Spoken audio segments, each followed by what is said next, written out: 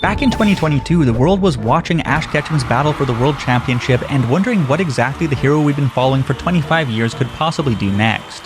But then, the Pokemon Company shocked everyone, because Ash Ketchum was about to get replaced by a girl named Liko. And in 2023, Liko took the anime in a totally different direction. Pokemon Horizons kicked off with Liko and a group of adventurers traveling the world to solve an ancient mystery connected to a strange pendant she'd gotten from her grandmother. And the concept sounded so refreshing after 25 years of Ash battling his way through leagues that everyone was talking about where the next generation of the Pokemon anime might take us. For a couple weeks anyways. Then, they stopped. Because it turns out that back then the show was missing the Pokemon secret sauce. And I'm not talking about Ash Ketchum. Because even though Ash's grit, courage, and compassion made him an iconic role model, and even though it was obvious that many fans who grew up with Ash would stop watching when he left, there are actually 3 other ingredients that make the Pokemon anime hit different. And once Pokemon Horizons finally figured out the recipe, the anime went from pretty good to peak Pokemon. The first ingredient is battles. But not just battles, Pokemon battles. Because the truth is, there are a lot of anime out there with amazing fights, but a Pokemon battle is actually quite different from a standard anime battle, since it depends on team building, movesets, abilities, typing math, match rules, and the trainer is more like a super involved coach than a direct competitor. So instead of the fights in One Piece, Dragon Ball, or Digimon, a better comparison for Pokemon battles are the matches in Slam Dunk, Haikyuu, or Keijo. I mean, Captain Tsubasa. Not to mention that hearing fans talk about Ash's battles always reminds me of people talking about the games of their favorite sports team more than talking about the battles of a typical anime hero. Like, which team is he facing? What do the matchups look like? Who is he recruiting next? How can he counter his opponent's strategy without using the damn sprinklers? And what is his best possible team? Etc, etc. Basically, Pokemon turns cool monster fights into strategy-based sporting events, and it's pretty hype. I mean, this is obviously a big reason why people love the video games and the TCG, and the sports mentality is just as clear when people talk about Ash Ketchum's league battles. So even though the first year of Pokemon Horizons did have battles, and at times very beautiful battles, they are mostly the kind of do-or-die fights that you'd see in any other anime, not sporting events. On top of that, in year 1's only 2 exhibition battles against 2 gym leaders, Liko's sidekick got absolutely steamrolled. Liko herself threw in the towel because she didn't want to hurt her opponent's feelings, and while these outcomes did have a long-term impact on Liko and Roy's character arcs, not taking organized competition seriously nuked a big part of Pokemon's core appeal and made the episodes a much harder sell to the average Pokemon fan, even if the show's storytelling was on point. That is, until Black Rayquaza totaled the Rising Volt Tackler's airship at the end of the second arc.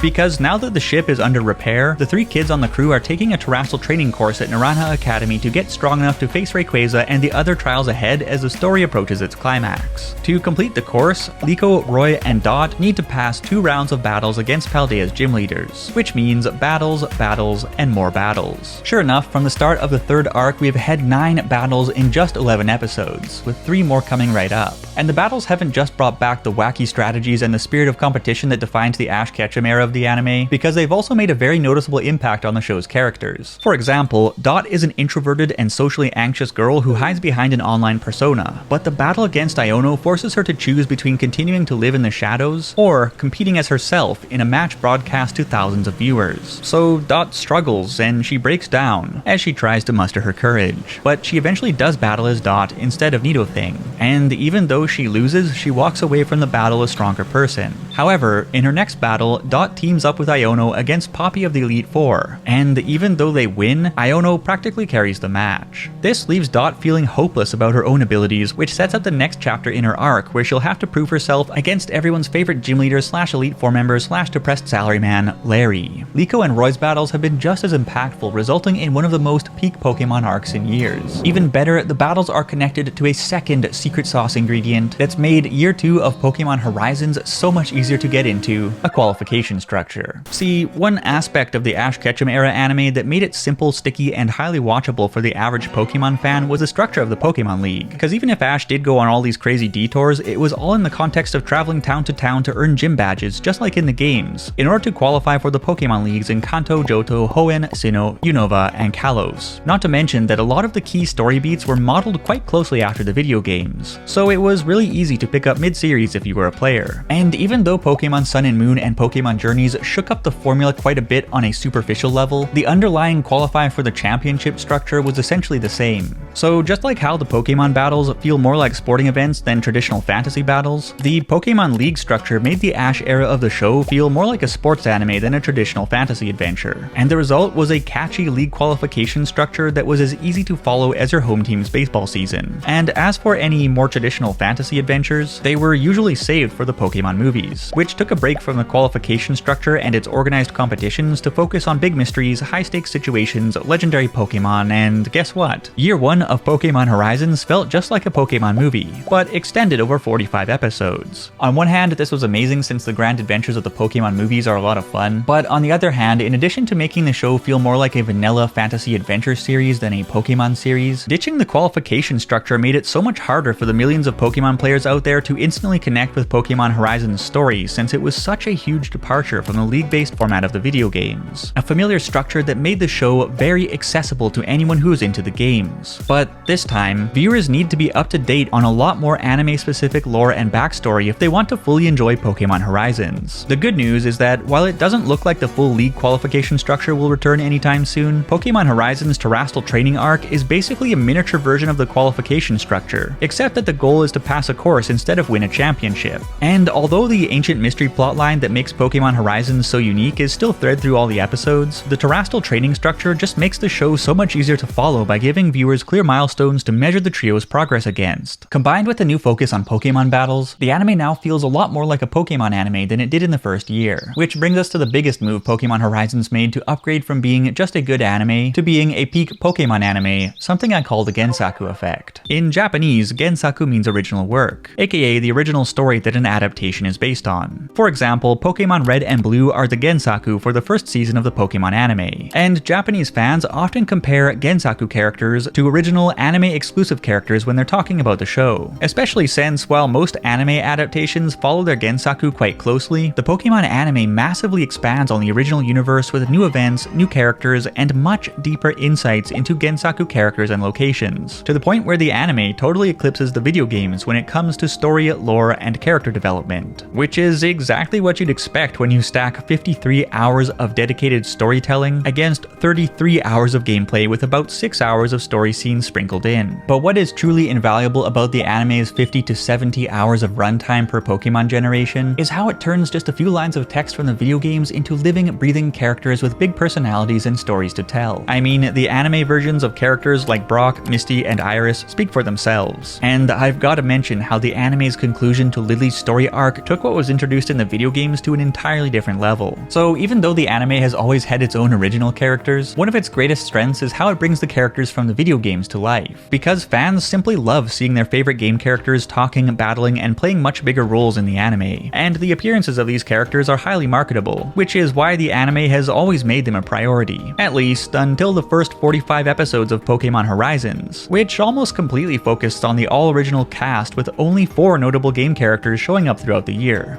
Don't get me wrong, the Rising Volt Tacklers are great, but it's obviously harder to hook casual Pokémon fans when there isn't a familiar face in sight. Nor does it help that aside from Coral, the original villains don't fill the vacuum left by Team Rocket particularly well. And if the recent surge of hype is any indication, the sheer lack of gensaku characters was really holding back the show, since within 10 episodes of the Terrestrial Training Arc, we met all of Paldea's gym leaders, the Elite Four, the regional champion, various other characters from the video games, and as a result, the anime immediately started trending in Japan. Because now it's not just the hardcore anime fans talking about Pokémon Horizons, it's also the millions of players who've played Pokémon Scarlet and Violet who are finally seeing familiar faces, which is causing them to come out and chat about what their favorite characters are up to in the anime. And as always, the anime expands on these video game characters in really interesting ways. For example, Larry is just 7.7 times funnier with voice acting, you'll never see Katie the same again, and Rika from the Elite Four is making waves by mentoring Liko, kind of like how Prima, Drake, and other Elite Four members helped Ash break through his own obstacles back in the day. In fact, Rika pushes Liko so hard that at long last, she recognizes her passion for Pokémon battles and bursts into tears in awe of this realization, which is great news if it means more battles, more training, and more team building in Pokémon Horizons. Since now that the new series is acing it with the gensaku characters, the qualification structure, and the focus on proper Pokémon battles, a lot of people are getting interested in Pokémon Pokémon Horizons, which is why the anime has been trending in Japan every single week this summer. Basically, the writers took a look at the grand adventure they'd created, realized that all it needed was a little squirt of secret sauce to turn it into peak Pokemon fiction, and now they've got the perfect opportunity to hook the next generation of fans. And with that said, I recommend watching this video right here. I'll see you there.